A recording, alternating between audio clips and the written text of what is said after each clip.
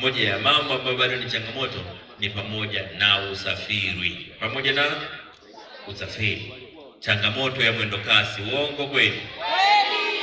Au hakuna changamoto kwenye mwendo kasi? Ni kweli, kwenye mwendo kasi bado kuna changamoto. Serikali ilifanya kazi ya kufanya utafiti, kutafuta namna ya kupunguza msongamano barabarani, namna ya kuondokana na changamoto ya watu kukosa usafiri. Ndipo ulipobuniwa utaratibu wa mwendo kasi. Katika tathmini ya awali, mfumo huu ulipoanza kufanya kazi, imethibitika kwamba ni mfumo unaofaa. Ni mfumo unaofaa. Unachohitaji ni kuboreshwa.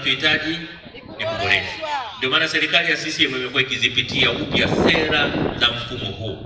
Imekuwa ikipitia mpya sheria za mfumo huu ili kuhakikisha kwamba nia iliyokusudiwa ya kuleta maisha mazuri ya furaha kwa watu wetu kwa kuwa na usafiri usio na kero inafikiwa. Na ndio maana tumebadili sera, ambapo hapo awali utaratibu ulikuwa kwamba lazima miradi ya mwendo kasi iendeshwe na serikali. Lazima serikali ijenge miundombinu, serikali inunue mabasi, serikali iendeshe mabasi.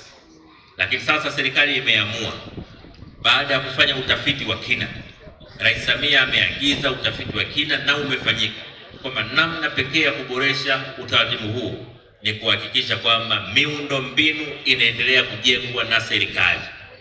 Barabara za mwendo kasi zinaendelea kujengwa na serikali. Lakini kwenye mabasi na uendeshaji, serikali lazima ishirikiane na sekta binafsi. Hapo vipi? Watu wa sekta binafsi wenye uwezo wa kununua na kuweka mabasi washirikiane na serikali ili muda wote barabara zetu ziwe na mabasi.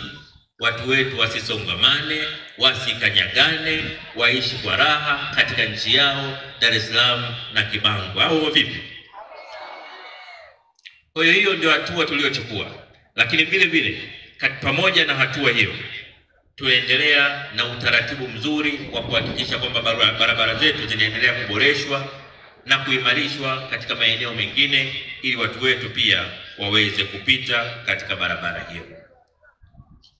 Lakini pia katika mambo yaliyofanyika ya maana yanayokwenda kufanyika katika miaka 5 ijayo ni pamoja na kutenga fedha za kutosha ili kutengeneza, kukarabati magari ya mwendo kasi ya zamani ili pia yaweze kutumika yakiwa na ubora kama mapya.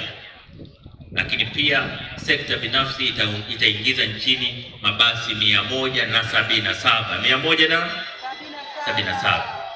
Tunaamini baada ya matengenezo na sekta binafsi kuingiza mabasi 177, changamoto, kero ya usafiri wa mwendo kasi itapungua. Makofi kwa Rais Samia.